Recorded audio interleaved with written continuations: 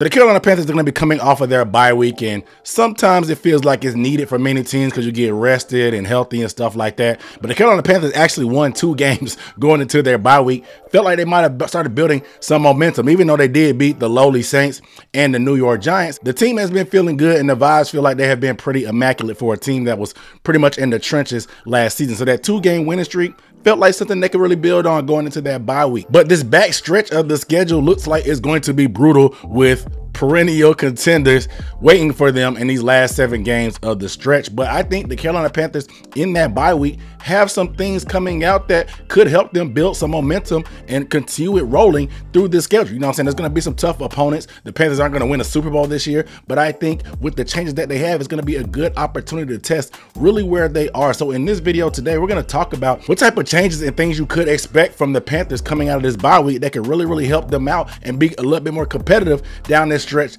than we think. But if you're new to the channel, my name is Aaron Duncan with the Necessary Bluntness Sports Talk. I do recap and analysis of the Panthers. So subscribe down below if you have not. I'm on a quest for 20,000 subscribers. I get the analytics where it shows that a lot of you guys that watch these videos aren't subscribed, man. So really try to help me out, please. Hit the subscribe button as we build for my goal of 20,000, and also give this video a thumbs up. That thumbs up goes a long way. That engagement lets the algorithm know that you like this stuff, and they'll send it out to more people that have similar interests like you, aka Panthers fans. So I appreciate that. But what I also appreciate is some of the things that the Panthers can do. Now, we did just get word coming out that Cade Mays will be starting at center going forward. Now, we know that with Austin Corbett going down early in the season with a long-term injury, Brady Christensen had been inserted into the lineup at center. Now, Brady Christensen has pretty much played all 5 positions across the offensive line since he has been a Panther, and he's done a pretty solid job. As early as last week, he filled in for Ike Ekwonu for 2 games.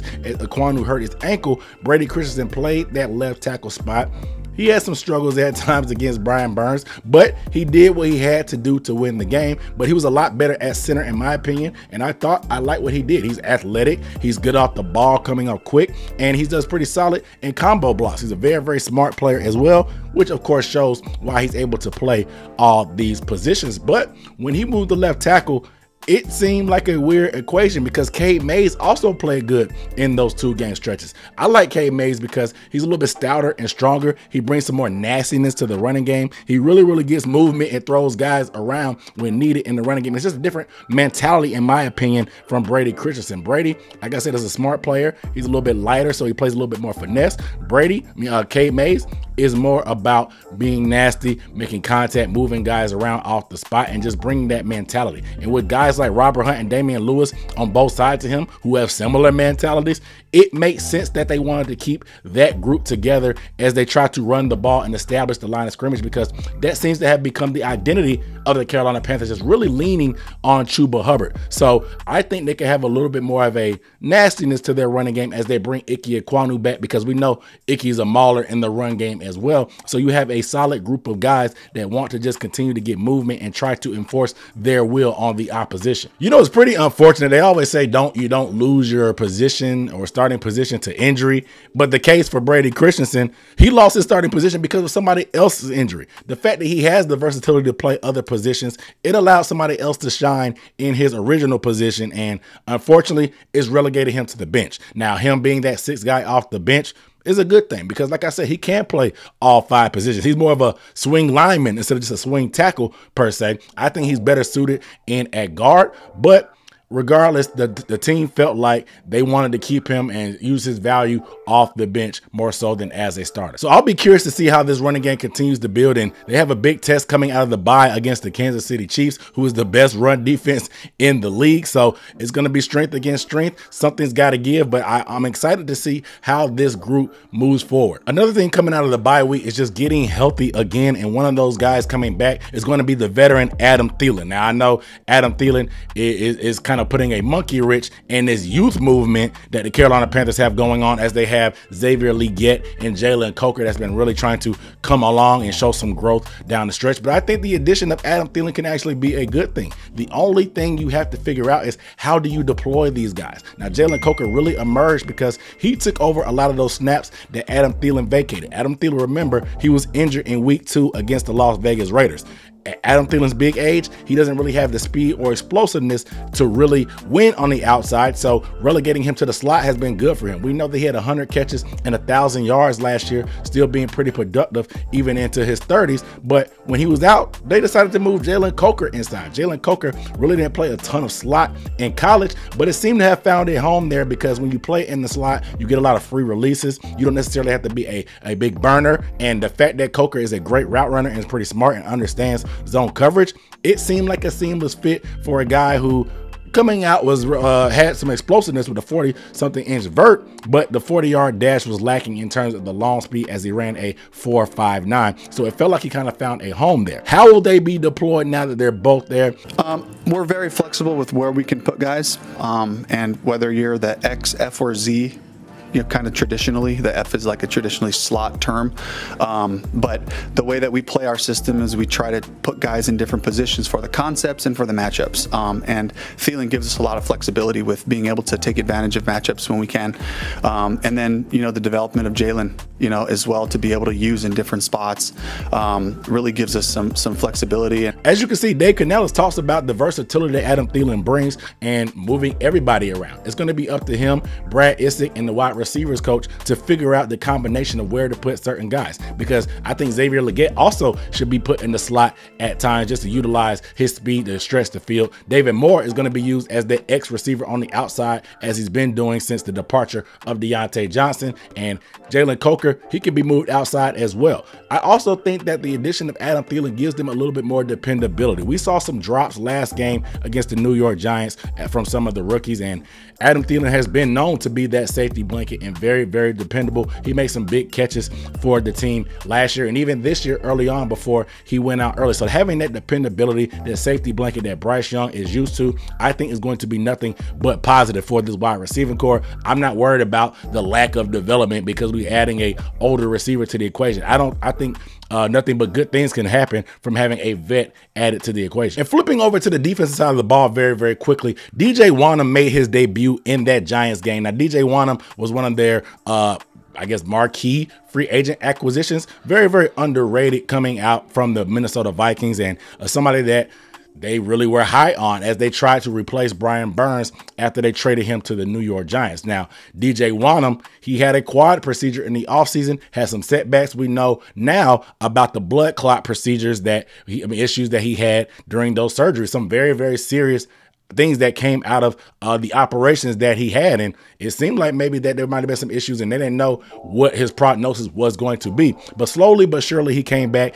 and against the Giants, he played like a bat out of hell. I mean, this dude looked like prime Michael Strahan. This dude just played with such a motor and such a force that you had to feel his presence on the field. And you can tell when the guy, maybe like his career, he's looking in the face, he's on the operating table where, hey, I'm having these procedures where I may not be able to play again. You come on the field and you don't take that stuff for granted. And that's the kind of motor that DJ Wonnum had. Now, this is his first game back. He didn't get a ton of reps. I think he played about 50% of the reps. So as he's able to get his conditioning up with being able to play that game, then having a rest week to bounce back to see how his body recovers, I expect him to continue to play strong, having those fresh legs. Another week of DJ Wonnum and putting him opposite of Jadeveon Clowney. Now, Jadeveon Clowney, in my opinion, is a better complementary piece in terms of a pass rusher than being that lead dog at his age currently. So being able to have another guy like Wonnum on the opposite side that the defense can't really key on one guy or the other, I think is going to help everybody up front, because we know pass rush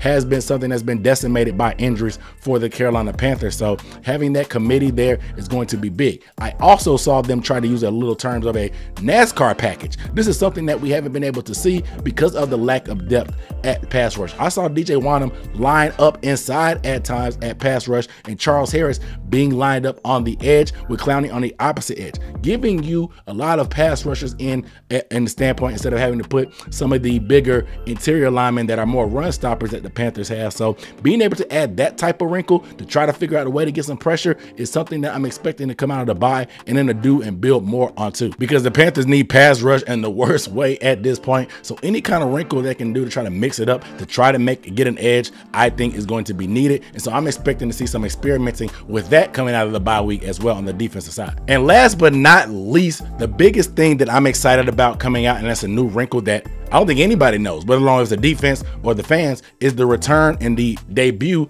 of Jonathan Brooks, the Panthers' second-round draft pick, who was RB1 of this class coming out. Now, Jonathan Brooks, we know, suffered an ACL injury in his final year at Texas. He's been rehabbing ever since.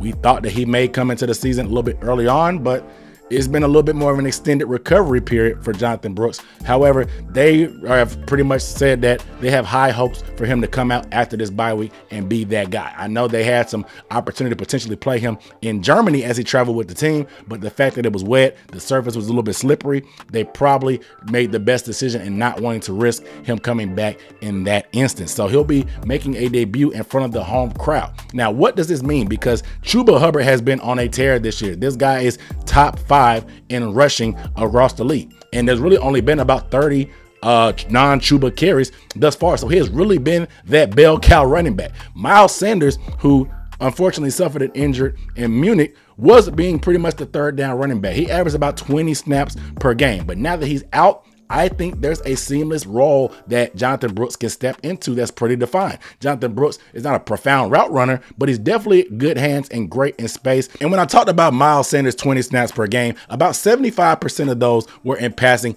downs. And with Jonathan Brooks stepping into that, I think he has better hands than Chuba. He may not have a supreme route runner, but I think he can be a weapon in the passing game and make plays in space. And with him running about behind his offensive line, I think there's opportunity for him to get do some good things when he gets his legs underneath him. The thing about Jonathan Brooks, for a guy for his size, he had great contact balance. At 6 feet, 210 pounds, he was able to make guys miss in small areas and turn those into big plays. A true home run hitter. He may not have the long speed, but the contact balance and the burst and explosiveness that he showed was something that made him RB1. Now, if he can get to some resemblance of that with all the rest that he's had, I think there can be a two-headed monster for the Panthers, because one of the reasons why Chuba Hubbard has been so successful is because the offensive line has really leaned on him. We talked about them earlier in this video, but the numbers show that Chuba Hubbard has been contacted in the backfield at the lowest rate of any running back in the league, meaning the Panthers offensive line is not allowing any penetration. They're getting a good push, and Chuba is also one of the tops in the league in terms of yards before contact. That's the yards that the O-line pretty much gives you. But Chuba is also up there in terms of yards after contact. So he's making guys miss and breaking tackles. And so when you have two guys with that type of skill set similar to Jonathan Brooks as well, I think this is a recipe that's something they can build on and lean on. And that running game is going to do nothing but help this lowly defense, but also your young quarterback in Bryce Young. So I'm very, very excited in terms of that. And Brad Isaac, the offensive coordinator, some weeks ago, he already talked about how they tried to use two running backs on the field at the same time with Chuba Hubbard and Miles Sanders, and they called it the pony pack. Oh, with Jonathan, it's been awesome watching him run around. He's a special athlete, still getting his, he's got his legs under him now, so you see him, starting to accumulate those reps with the mid-zone runs that we've been having. And I think it's cool because we've been working a lot of pony packages with two backs out there, just trying to find different ways to get Miles and Chuba involved. So we're just trying to have him, kind of absorb all of that stuff, so we can be flexible once he is active. Get him out there in any way we can, because he's shown to be a dynamic player, both run and pass. With the practice that we have seen. So we're just ready to plug and play when he's available. As you can see, they were already laying the foundation of what they could do with a guy like Jonathan Brooks when he's ready to come in. That way, he's already learning that in the playbook, and the offense as a whole is getting used to it. It's not something that they've done a ton of after they kind of put it in the playbook early on, but with Jonathan Brooks added, and Chuba Hubbard does what he does, it's a perfect opportunity to get your best weapon on offense and Chuba on the field with a young running back who should have some fresh legs at this point of the season as he makes his debut. So I'm very excited of what the creativity they could possibly do with two running backs. This is something that the rest of the league has not seen because, he hasn't played all year. So you have that element of surprise, and just giving the defense other things to prepare for is what's going to help this offense as a whole as we try to build our identity and make a competitive offense, because that's really what we need for this team. But last but not least, Bryce Young. I want to see some changes from Bryce Young, and according to Dave Canales, He talked about how some of the lack of aggression that he had last week with Bryce Young was partially on him. He was asked about some of the deep shots, and he said this. Honestly, it's also on me, just giving him more opportunities to be able to take those looks down there. And then again, just talking back to the chemistry of the guys, knowing how to throw different balls to different receivers, with their skill sets. So it's a chemistry thing, it's the whole thing, and it's also just myself finding those opportunities to attack the defenses. Did he ask you to do that? You said it's on yourself too. Did he come to you and say, hey, I need to take more chances, or I want to go downfield more? No. And so this is kind of frustrating, but you understand it because there's a level of trust that has to be built between Dave Canales and Bryce Young. We saw earlier a couple games ago where Bryce Young kind of went up to Dave Canales because of his conservative play calling on third down. And Dave Canales just has to learn. I mean, I know Bryce Young had a shaky start to the season. He's not the perfect quarterback. He can be a little gun shy at times, pushing the ball down the field, but you have to just go for broke. What do we have to lose? Take some chances, make the defense respect it down the field, and give your deep threat guys a chance, because Xavier Legette and Jalen Coker can elevate and make catches and the catch point and are very competitive at the catch point. So you have to be able to push the ball down the field, trust Bryce to throw the ball down the field. And it sounds like Dave Canales is self-aware of that, and that's all we can ask for. Now you just have to put the pedal to the metal and execute when it matters the most on game day. You guys let me know down below in the comments, which of these guys that I named are you most excited about? I know Brooks is probably going to be that fan favorite just because of curiosity and the draft capital that we use on him. But I want to get you guys' thoughts about what element of what I listed are you most excited about seeing from the Carolina Panthers coming out of that bye week. But without further ado, I really appreciate you guys watching. If you watched all the way through, please hit that subscribe button and check out some more videos on the channel. I'm sure you'll enjoy them. I'll see you next time. Peace.